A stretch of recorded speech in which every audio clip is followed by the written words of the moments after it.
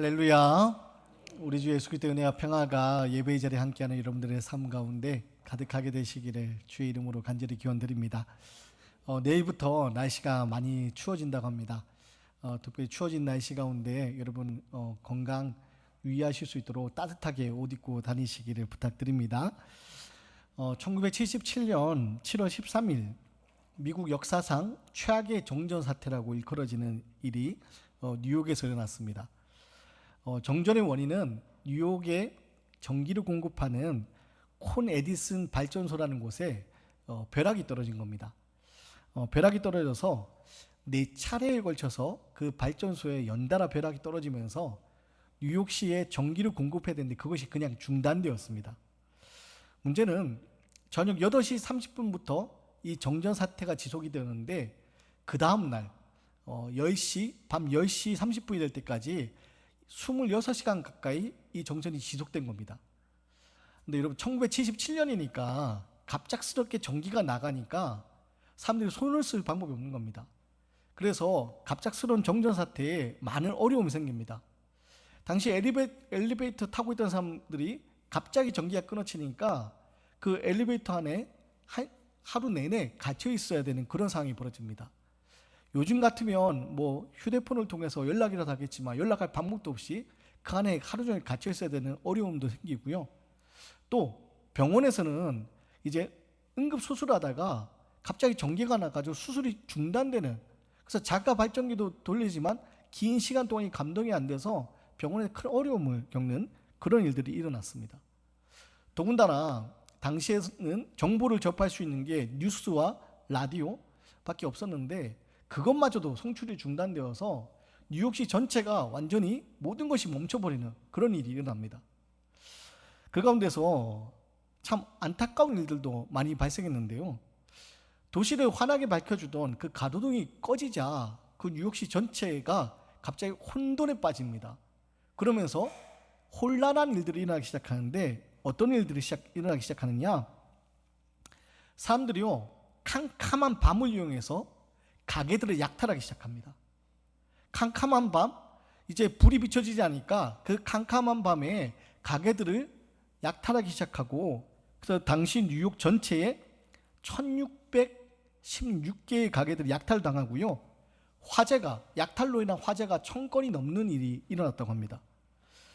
그래서 대형 유통업체인 한 회사는요, 화재의 피해가 너무 커서 나중에 전기가 들어온 후에도 그 건물을 철거해야 되는 그런 일들이 벌어집니다. 그래서 아비규환 상태가 하루 동안 계속 이어지는데요. 다음 날 14일 밤 10시 35분 전기가 비로소 들어오게 되니까 그 혼란이 멈춰졌다고 합니다. 그 26시간에 전기가 공급되지 않는 가운데서 캄캄한 밤부터 이어졌던, 그리고 대낮, 그리고 또 밤에 이르기까지 여러 가지 약탈과 방화, 이런 혼란들이 벌어졌는데 당시 체포된 사람만 3,776명이었다고 합니다. 혼란 틈 타서 약탈하던 사람들, 방화를 하던 사람들, 이 모든 사람들이 신고를 받고 출동한 경찰에 체포된 사람이 3,776명이었고요. 놀라운 것은 이 체포된 사람들이 다 평소에 그럼 나쁜 짓을 하던 사람이냐? 그렇지가 않았습니다. 3,776명 중에서 대다수의 사람들이요 한 건의 전과 기록도 없는 선량한 시민들이었다는 겁니다. 그러면 선량한 시민으로 살아가던 그 사람들이 왜 그 정절이 일어난 그 밤부터 시작해서 그 다음날 밤에 이르기까지 그 하루 26시간 동안 혼란 가운데서 무질서하게 약탈을 하고 방화를 일삼았느냐? 그럼 원인은 딱 한 가지였습니다. 어둠이었습니다. 정전이 일어난 그 밤 어둠이 깔리니까 빛이 비추지 않으니까 사람들이요 그 어둠 속에서 익명에 숨어서 감추어져 있던, 그리고 눌러놓았던 욕망들이 비뚤어진 모습으로 분출이 되고, 그래서 다른 가게를 약탈하며 방화하는 그런 일들이 일어났던 겁니다. 이 일에 대해서 나중에 사회학자들이 이 현상을 분석하면서 한 사회학자는 이렇게 이야기합니다. 당시 뉴욕이라는 이 도시에 전등이 꺼진 것이 아니라 사람들의 마음에 있는 도덕심이라는 등이 꺼졌기 때문에 일어난 일이다. 여러분, 이야기 들으면서 우리 다시 한번 생각을 해봅니다. 우리 마음 속에는 어떤 불이 비추어지고 있습니까? 혹시 우리 마음에 빛이 사라진 채 우리 마음에 어둠이 가득한 것은 아닙니까? 불이 들어오지 않은 어두운 뉴욕시 안에서 그 밤 캄캄한 어둠 속에서 익명에 기대어서 하지 말아야 할 일들을 했던 뉴욕 시민들처럼 혹시 우리 마음속에 있는 빛이 사라져서 어둠에 사로잡힌 채 하지 말아야 할 일들을 우리는 하면서 살아가고 있는 것은 아닙니까? 오늘 말씀은요, 빛으로 오신 예수님께서 무리들에게 전해주시는 말씀입니다. 오늘 예수님이 전해주시는 이 말씀의 배경에 대해서 우리 다시 한번 되짚어보면, 여러분, 예수님이 예루살렘으로 입성하십니다. 예수님이 나귀를 타고 예루살렘에 입성하실 때 어떤 일이 벌어집니까? 많은 무리들이요, 예수님을 맞이합니다. 메시아가 오셨다, 다윗의 자손 메시아가 오셨다. 그들은 종려나무 가지를 흔들면서요 예수님을 환영합니다. 그리고 헬라인들이 예수님을 만나 뵙기를 원했고 찾아온 이들을 향해서 예수님 무엇을 말씀하셨습니까? 한 알의 밀이 땅에 떨어져 많은 열매를 맺게 되는 그 말씀에 대해 이야기하셨습니다. 그리고 예수님은 32절에 어떤 말씀하시냐?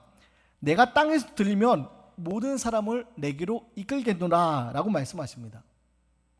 그런데 이 말씀이요, 당시 예수님을 환영했던 무리들, 예수님을 메시아로 기대하면서 환영했던 무리들에게 혼란을 가져왔습니다. 예수님은 땅에서 들리며 모든 사람을 내게로 오게 하리라 말씀하셨는데, 땅에서 들리면 이것이요 예수님의 죽음에 대해서 이야기하는 그것을 그들은 이해하지 못했습니다. 그리고 그것을 받아들이지 못합니다. 그들은요 메시아에 관해서 구약의 예언자들을 통하여서 말씀을 통해서 익히 들었습니다. 그리고 메시아가 오며 그 메시아가 영원한 왕으로서 이스라엘을 위대한 나라로 만들 것이라 기대했습니다. 그런데 그 무리들이 가지고 있던 기대와 오늘 예수님이 하신 말씀과 뭔가 맞지 않는 겁니다. 그래서 그들은 이해를 하지 못합니다. 혼란에 빠집니다. 그 혼란에 빠진 이들에게 오늘 예수님은 말씀하시는데 뭐라고 말씀하시냐? 빛이 있을 동안에 빛을 믿고 빛의 아들이 되어라. 빛이 있을 동안에 빛을 믿고 빛의 아들이 되어라. 바로 그 말씀을 해주십니다. 오늘 말씀 속으로 들어가면 여러분 34절 말씀을 우리 한번 읽어보겠습니다. 34절 말씀 같이 읽습니다. 시작. 이에 무리가 대답하되 우리는 율법에서 그리스도가 영원히 계신다함을 들었거늘 너는 어찌하여 인자가 들려야 하리라 하느냐? 이 인자는 누구냐? 이런 무리들이 뭐라고 얘기합니까? 우리는 율법에서 그리스도가 영원히 계신다함을 들었거늘, 그들은 메시아가 영원히 그들과 함께 한다고 들었습니다. 그리고 그것을 고대하고 기다리고 있었습니다. 그런데 인자가 들려야 하리라 라고 이야기하니까 지금 많은 무리들이요 그 말을 이해하지 못하는 겁니다. 사람들은 혼란에 빠집니다. 그들이 기대했던 것은요, 그들이 기대했던 메시아는 다윗과 같은 위대한 왕조를 다시 세우고 로마로부터의 그 압제로부터 해방시키고 이스라엘을 가장 강력한 하나님의 나라로 세우는 바로 그런 메시아를 기대했습니다. 그리고 그리스도가 올 때, 메시아가 올 때 그리스도가 영원히 함께한다고 생각했습니다. 이스라엘 사람들은요 지금 수백 년간 다른 나라의 지배를 받았습니다. 바벨론에 의해서 포로 생활하면서 나라가 멸망을 당했습니다. 이후에 페르시아에 의해서 지배도 당했습니다. 그리고 로마에 이르기까지 그들은요 나라가 없는 상태에서 지배를 당하고 있습니다. 그리고 그들은 고대했습니다. 위대한 왕, 다윗처럼 위대한 왕, 다윗의 후손 가운데서 다윗처럼 위대한 왕이 나타나서 우리를 해방시키고 이스라엘을 위대한 민족으로, 위대한 나라로 이렇게 세워줄 것이라고. 그래서요 그들은 메시아를 기다렸습니다.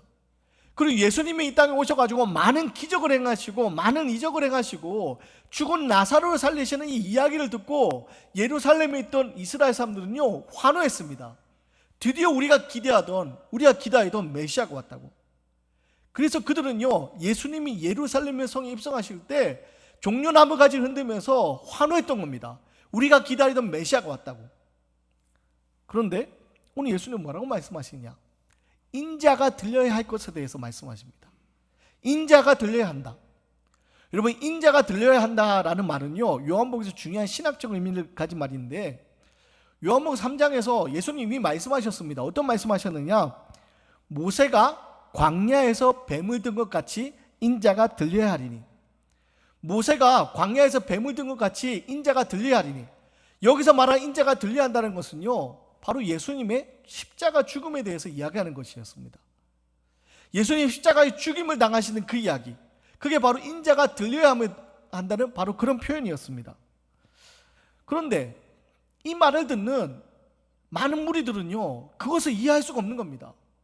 그들이 기대했던 메시아, 그들이 기대했던 그리스도는요, 죽음하고 거리가 먼 존재입니다.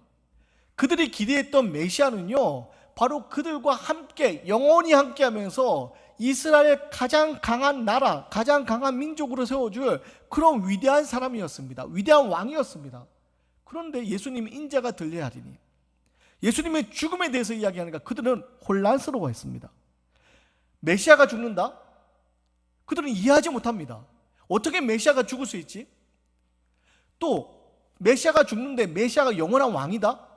도저히 이거는 이해할 수가 없는 겁니다. 그래서 그들은요, 이 예수님의 말씀을 이해하지 못합니다. 받아들이지 못합니다. 바울은 고린도전서 1장에 이렇게 얘기합니다. 우리는 십자가에 못 박힌 그리스도를 전하니 유대에게는 거리끼는 것이요 이방인에게는 미련한 것이다. 여러분, 십자가에 매달린 예수님은요, 유대인에게는 거리끼는 것이다 라고 바울이 그렇게 이야기합니다. 왜냐? 유대인에게 있어서요, 나무에 매달린 것은요, 저주받는 겁니다. 나무에 매달린 것은 저주받는 겁니다. 신명기에 보면요, 나무에 달린 자는 하나님께 저주를 받았습니다 라는 말씀이 있습니다. 신명기에 있는 그 말씀을 토대로 나무에 매달리는 것은요, 나무에 매달려 죽는 것은요, 저주받은 존재입니다. 그런데 인자가 들려야 하리니, 예수님의 십자가에 매달려 죽는다는 것은요, 이 유대인들에게는요, 도저히 이해할 수 없는 일이었습니다. 받아들이기 힘든 일이었습니다. 그럼 마치 도저히 있을 수 없는, 이해할 수 없는 관념을 그들은 지금 듣게 되는 겁니다. 여러분, 뜨거운 얼음을 본 적 있으십니까? 뜨거운 얼음 하면 상상이 되는 게 있으십니까? 뜨거운 얼음을 본 적도 없고, 뜨거운 얼음은요, 우리가 상상할 수 없는 겁니다. 왜냐? 그건 있을 수 없는 거기 때문에. 지금 유대인들이, 많은 무리들이 예수님이 인자가 들려야 한다라는 이 말을요, 그렇게 이해하는 겁니다. 도저히 이해가 안 되는 겁니다. 마치 우리가 뜨거운 얼음을 떠올리는 것처럼 상상이 안 되는 겁니다.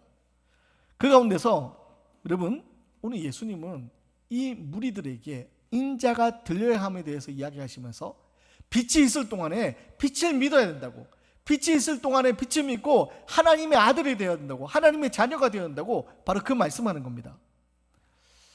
사랑하는 여러분, 특별히 오늘 말씀 보면서 오늘 유대인들이, 오늘 많은 무리들이 예수님이 인자가 들려야 한다는 것을 이해하지 못하는 이 이야기 앞에 우리들의 신앙을 좀 들어봤으면 좋겠습니다. 여러분, 유대인들이, 이 많은 무리들이 지금 예수님이 하시는 말씀을 이해하지 못하는 것은요, 그들이 바라보며 기대했던 메시아의 모습과 예수님이, 하나님이 계획했던 그 예수님의 사역이 달랐기 때문입니다. 그들은요, 로마로부터 해방시켜줄 정치적인 위대한 왕으로서, 강력한 왕으로서의 메시아, 다윗과 같은 그런 위대한 왕으로서의 메시아를 기다렸습니다. 그런데 하나님의 계획은요, 그것과 전혀 달랐습니다. 그래서 그들은요, 지금 이해하지 못하는 겁니다. 문제는요, 이 땅을 살아가는 우리들이 바로 이런 무리들처럼 하나님을 바라보고 예수님을 바라볼 때가 있다는 겁니다. 여러분, 우리가 예수님을 오해하면서 신앙생활 할 때가 있습니다. 언제냐? 예수님이 우리의 병을 고쳐주시고, 우리의 사업을 성공시켜주시고, 우리의 시험을 합격시켜주시는 분, 우리의 필요를 채워주시는 분, 우리 그렇게 예수님을 바라봅니다. 물론 예수님이 우리의 병도 고쳐주시고, 우리의 사업도 때로는 성공시켜주시고, 시험도 합격시켜주시고, 우리의 모든 것을 필요를 채워주시는 분입니다. 그런데요, 단순히 필요를 채워주시는 분에 머무는 분이 아닙니다. 예수님 우리의 모든 것을 아시는 분이기 때문에 우리의 필요를 채워주시지만, 근본적인, 더 근원적인 우리의 죄의 문제를 해결하기 위해서 이 땅에 오신 구세주, 구원자, 그분이 바로 예수님입니다.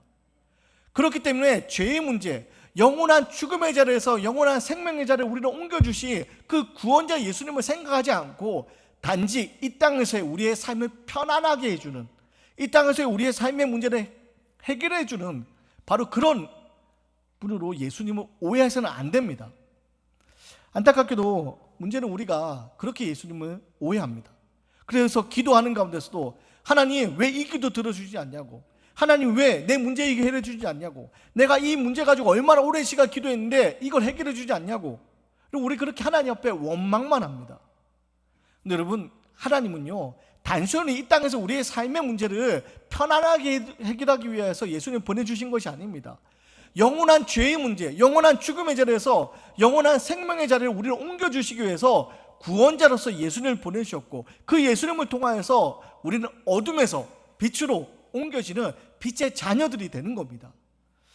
바라기는 오늘 말씀 앞에 여러분, 우리가 정말 가져야 되는 신앙은 단순히 우리의 필요를 채워주는 분으로 예수님을 바라보는 것이 아니라 죽을 수밖에 없는 우리를 영원한 생명의 자리로 옮겨주기 위해서 내가 십자가, 내가 영원한 죽음의 자리에 나아가야 되는데 날 대신하여서 십자가 지신 그 예수님의 놀라운 구원의 은혜, 그 은혜 우리가 간직하고 그 구원의 은혜 가지고 살아갈 수 있는 빛의 사람들 되시기를 주의 이름을 간절히 기원드립니다.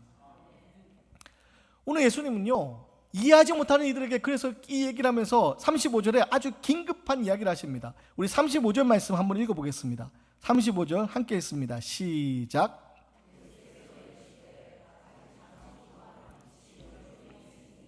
빛이 있을 동안에 다녀 어둠에 붙잡히지 않게 하라. 어둠에 다니는 자는 그 가는 곳을 알지 못하느니라. 인자가 들려야 하리라. 이 말씀을 이해하지 못하는 이들에게 예수님이 아주 긴박한 이야기를 했습니다. 빛이 있을 동안에 다녀 어둠에 붙잡히지 않게 하라. 이런 빛이 있을 동안에 다니라는 겁니다. 여러분, 지금 이해하지 못하는 이들에게 예수님 말씀하신다. 지금 시간이 없다. 빛이 있을 동안에 너희들이 빛 가운데 있어야 된다. 빛을 믿고 하나님의 빛의 자녀가 되어야 된다. 바로 그 말씀하는 겁니다. 사회학자이자 목사님이신 토니 캠플러 교수님이 95세 이상 된 어르신들 대상으로 설문조사를 한 적이 있습니다. 95세 된 어르신들 50명을 모아놓고 설문조사를 했는데요. 여러분, 95세면 요즘 우리가 100세 시대라고 하지만 그래도 참 많이 오래 사신 거 아닙니까? 95세면 그래도 이제 살 만큼 사신 분들이실 텐데 그분들에게 설문조사를 하는데 뭐 어떤 질문하느냐, 그 95세 이상 된 어르신들에게 질문하는데 세 가지 질문합니다. 이렇게 질문합니다. 만약 여러분에게 다시 살 수 있는 기회가 있다면 무엇을 하고 싶은지 세 가지만 대답해 보십시오. 95세 이상 된 어르신들에게 이제 죽음을 생각해야 될 그분들에게 다시 살 수 있는 기회가 주어진다면 이런 무엇을 하고 싶은지 세 가지를 한번 써보십시오. 그랬더니요, 그 여러 가지 대답들이 나오는데 그 중에 아주 많은 응답을 한 대답들이 있습니다. 그 중에 첫 번째가 뭐냐? 날마다 반성하며 살겠다. 95세 동안 살아오셨는데 자신의 인생 가운데 후회되는 게 있는 겁니다. 그래서 날마다 반성하며 살겠다. 그 대답이 있었고요. 그 다음으로 어떤 대답이 있었냐? 용기 있게 살겠다. 95세라는 시간 동안, 95년이라는 시간 동안 자신의 인생을 살았는데 때때로 자기가 해보지 못한 것들, 용기가 없어서 해보지 못한 것들이 후회가 되는 겁니다. 그래서 용기 있게 살겠다. 내가 다시 살 수 있는 기회가 있으면 용기 있게 살겠다. 그리고 가장 많은 대답이 뭐냐? 무엇인가를 남기는 인생을 살겠다. 95세가 되었는데 뒤돌아보니 자신의 인생에 뭔가 남긴 게 없는 것 같은 겁니다. 그래서 후회가 되는 겁니다. 그래서 죽은 후에 무엇인가 남기는, 의미 있는 것을 남기는 그런 인생을 살겠다. 여러분, 그런 대답이 가장 많았다고 합니다. 여러분, 오늘 우리는 어떻습니까? 우리 인생을 되돌아보며 우리는 어떤 후회 가운데 살고 있습니까? 여러분, 우리 인생이요 영원한 것처럼 생각하지만 우리 인생은 아주 잠깐입니다. 그래서 야고보서 4장에는요 너희 생명이 무엇이냐? 너희는 잠깐 보이는 안개와 같다. 우리 인생이요 아주 잠깐 보이는 안개와 같다. 안개가 해가 뜨면 곧 사라지듯이 안개가 있지만 금세 사라지는 것처럼 우리 인생이 안개 같다. 그렇게 표현합니다. 오늘 예수님이 왜 빛이 있을 동안에 너희들이 빛 가운데 나와야 된다고 지금 무리들에게 이야기하냐? 그들이 예수님이 이해하지 못하고 있지만 여러분, 이들에게 예수님과 함께하는 시간이 얼마 남지 않았기 때문입니다. 여러분, 지금 예수님이 곧 얼마 있으면 십자가에 죽임을 당하십니다. 사흘 후 부활하시지만 이내 곧 하늘로 승천하시고 지금 이 말씀을 듣고 있는 무리들과 함께 할 시간이 없는 겁니다. 그래서 예수님은요, 아주 다급한 마음으로 너희들이 지금 인자가 들려야 하면서 이해하지 못하겠지만 빛이 있을 동안에 빛 가운데 다녀야 된다. 빛이 있을 동안에 빛 가운데 있어야 된다. 바로 이 이야기를 하는 겁니다. 여러분, 우리 인생에 주어진 시간 많지 않은 우리는 기억하고요, 빛이 있을 동안에 우리는 빛 가운데 있어야 됩니다. 어제 바자회를 진행하면서 참 많은 분들이 애써주시고 또 이렇게 많이 또 찾아주셔서 감사한 마음이 들었는데, 바자회를 이제 마지막 정리할 때였습니다. 이제 남은 옷들을 이제 정리하기 위해서 헌 옷을 가져가는 분들이 수거하러 오셨고, 그 이제 수거하는 가운데 이제 남은 옷들을 다 이제 자루에 다 담고 있는 그 가운데 이 지역에 있는 어르신 노부부가 지나가시다가 물었습니다. 끝났냐고. 그래서 안타까움에 그렇게 옆에서 이야기했습니다. 아유, 좀 일찍 오시지, 지금 다 끝나서 정리하는 중이라고. 근데 그분들이 그렇게 얘기하시더라고요. 몰랐다고. 몰라서 못 왔다고. 근데 말씀을 준비하면서 그 말이 계속 머리에 남는 겁니다. 몰라서 못 왔다고. 이런 바자회 그냥 놓치는 거는 뭐 다음 기회에 찾으면 되지만, 천국 가는 기회에 몰라서 못 오는 그런 일이라면 여러분 얼마나 안타까운 일이 생기겠습니까? 새세명 축제가 진행되고 있습니다. 우리의 태신자들을 마음에 품고 기도하고 있는 이 새세명 축제, 여러분, 우리가 천국에 가는 그 순간 그 천국 잔치에 참여하지 못하는 이들, 그들이 지금 들어갈 수 없냐고, 지금 천국에 들어갈 수 없냐고, 왜 천국에 일찍 들어오지 않았냐고, 왜 들어올 수 있는 기회가 있는데 들어오지 않았냐고. 몰라서 그랬다고. 그럼 얼마나 안타까운 일이 벌어지겠습니까? 이런 빛이 있을 동안에 빛이 있을 동안에 빛 가운데 다녀야 된다는 겁니다. 오늘 예수님이 바로 무리들이 그 이야기를 하시는 거고, 오늘 우리들이 그 이야기 하시는 겁니다. 빛이 있을 동안에 기회가요 영원히 지속되는 게 아닙니다. 우리에게는요 시작이 있고 끝이 있다는 겁니다. 그리고 시작이 있고 끝이 있기 때문에 빛이 있을 동안에 빛 가운데 다녀야 된다는 겁니다. 바라기는 여러분, 빛이 있을 동안에 빛 가운데 다닐 수 있는 저와 여러분의 모습이 되기 원합니다. 끝으로 여러분 36절 말씀 함께 읽겠습니다. 36절 말씀 함께 있습니다. 시작. 너희에게 아직 빛이 있을 동안에 빛을 믿으라. 그리하면 빛의 아들이 되리라. 여러분, 예수님은요 뭐라고 얘기하시냐? 빛을 믿으라 라고 얘기합니다. 빛을 믿으라. 빛을 따르라가 아니라 빛을 믿으라. 여기서 빛을 믿는다는 것은요 단순히 머리로 아는 것이 아니라 우리의 삶이 전인격적인 변화되는 것을 얘기합니다. 여러분, 우리 빛이 있을 동안에 빛을 믿어야 됩니다. 빛이 있을 동안에 빛을 믿는다는 것은 우리가 빛의 사람으로 살아가는 것을 이야기합니다. 여러분, 우리의 신앙은요 이 빛을 통하여서 빛 가운데로 나아가는 삶이 되어야 됩니다.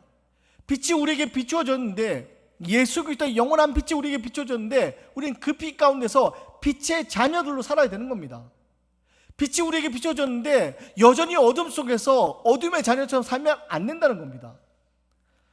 사랑하는 여러분, 우리의 신앙은요 바로 빛 가운데 살아가는 신앙이 되어야 됩니다. 빛이 우리에게 비추고 있습니다. 예수 그리스도의 생명의 빛이 우리에게 비추고 있습니다. 이 빛을 통하여서 우리는요 어둠의 그 모습들 다 뒤로하고 생명의 빛 가운데로 살아갈 수 있는, 우리를 통하여서 그 빛이 드러나도록 빛의 길을 걸어가는 빛의 사람들이 되어야 됩니다. 일본의 작가인 미우라 아야코, 빙점이라는 그 소설을 통해 우리에게 널리 알려진 미우라 아야코가 쓴 책 중에 빛이 있는 동안에라는 책이 있습니다. 말씀을 준비하면서 말씀의 제목하고도 아주 연관이 깊어서 그 책을 다시 한번 좀 찾아봤는데요, 이 빛이 있는 동안에라는 책을 보면 이 미우라 아야코가 폐결핵으로 병원에 오랜 시간 입원해 있는데, 병원에서 있었던 일들을 중심으로 그 신앙을 고백하고 있습니다. 근데 미우라 아야코가 병원에 입원해 있는데 병원에 입원해 있는 그 다른 환자들의 이야기 가운데, 대화 가운데서 무스코라는 사람에 대해서 이야기하는 것을 자주 듣게 됩니다. 환자들 서로 이야기하면서 이 무스코라는 사람에 대해서 이야기하는데 이렇게 얘기합니다. 잠깐 무스코에게 다녀올게요. 무스코에게 한번 물어볼게요. 그리고 누가 하지 말아야 될 일을 하며 이렇게 얘기합니다. 무스코상에게 다 이야기할 거예요. 그래서 미우라 아야코가 이 무스코 과연 누굴까 막 궁금해집니다. 심지어 환자들뿐만 아니라 간호사도 이 환자들하고 이야기하면서 지금 제가 무스코에게 다녀오는 길이에요 라면서 환자들하고 이야기하는 겁니다. 그래서 옆 침대에 있는 다른 환자에게 미우라알까 묻습니다. 무스코가 도대체 누굽니까? 그랬더니 옆에 있는 사람이 무스코 누군지 모르시냐고. 그럼 제가 무스코 누군지 소개시켜 드리겠다고. 잠시 날 따라오라고. 그래서 그 사람을 따라서 이 무스코라는 사람을 만나러 가는데, 그 만나러 간 곳이 어디냐? 한 병실이었습니다. 한 병실에 그 침대에 몸이 결박되어 있는 채로, 움직이지 못하게 결박되어 있는 채로 36, 7 정도 되는 그 여자가 침대에 누워 있는 겁니다. 근데 그 여자가 무스코라는 여인인데, 그 무스코라는 여자가 이 미우라 아야코가 들어오는 것을 보더니 환하게 미소 지으면서 이렇게 묻더랍니다. 당신은 어디가 아파서 오셨습니까? 당신 어디가 아프십니까? 알고 봤더니 이 무스코라는 여인이요, 이 뼈에 염증이 생기는 그 일로 인해서 10년이 넘도록 침대에서 움직이지 못하는 그런 상태로 이게 병원 생활을 하고 있는데, 그 병원 생활을 하고 있는 가운데서 다른 환자들에게 환한 미소를 지으면서 위로를 하게 되고, 환한 미소를 지으면서 위로하는 그 모습 통해서 그 병원에 있는 다른 환자들이 희망을 얻게 되는 그런 일들이 일어났던 겁니다. 이 미우라 아야코가 그때 일을 회상하면서 이렇게 이야기합니다. 당신은 어디가 아파서 오셨습니까? 라고 묻는 그 물음, 그리고 자기를 환하게 바라보면서 웃는 그 미소가 갑자기 빛처럼 자기에게 다가왔고, 그 순간 무슨 생각이 들었냐면, 이런 거구나. 그리스도인은 이런 모습이 돼야 되는구나. 그 무스코가 그리스도인인지 아닌지 미우라 알지 못하지만, 자기도 평생 10년이 넘도록 병상에 누워 있으면서 다른 이들을 위로할 수 있는 환한 미소를 지을 수 있는 모습, 환한 미소 가운데 다른 이들 아픔을 물어보고 그 아픔을 위로할 수 있는 모습, 이게 바로 우리 그리스도인들 모습이 되야겠구나 라고 그렇게 생각을 했다는 겁니다. 사랑하는 여러분, 우리 예수님 우리에게 말씀하십니다. 빛이 있을 동안에 빛을 믿으라. 그리하면 빛의 아들이 되리라. 여러분, 우리에게 빛이 영원히 비춰주지 않는 겁니다. 구원의 때가 있습니다. 구원의 날이 우리에게 예비되어 있습니다. 그리고 이때 우리는 결단하며 그 구원의 문을 열고 들어가야 됩니다. 알지 못했다, 몰랐다, 이런 그것은 나중에 우리에게 변명이 될 수 없습니다. 우리에게 주어진 시간 동안 우리는요, 예수 그리스도의 빛을 받고 빛 가운데 나아가야 됩니다. 빛의 자녀가 되어야 됩니다. 빛의 아들이 되어야 됩니다. 그리고 빛의 아들이 된 우리는 어떤 모습이 되느냐? 바로 조금 전에 이 이야기처럼 우리가 가지고 있는 하나님의 은혜가 다른 이들에게, 절망이 있는 이들에게 위로가 되고 소망이 될 수 있도록 우리는 믿음으로 살아가는 존재들이 되어야 되는 겁니다. 바라긴 오늘 말씀 앞에 빛이 있을 동안에 우리를 향해서 비추어지는 그 생명의 빛이 우리에게 비추어지는 동안에 우리가 믿음으로 빛을 믿는 믿음으로 나아가기 원합니다. 우리의 모습이 세상 가운데 여전히 어두운 가운데 그렇게 숨어서 어두운 가운데 하지 말아야 할 일을 하면서 마치 처음에 있었던 유혹의 그 정전이 되던 바 어둠에 사로잡혔던 이들의 모습처럼 하지 말아야 될 일들을 하며 살아가는 모습이 아니라, 우리에게 비춰지는 빛을 통하여서 빛을 믿고 빛의 자녀들처럼 하나님의 놀라운 은혜를 고백하며 이 땅에 소망이 되는 사람들, 이 땅에 위로가 되는 사람들, 그래 하나님의 나라의 생명에 충만한 사람들, 바로 그 모습이 저와 여러분의 모습이 되시기를 주의 이름으로 간절히 기원 드리겠습니다.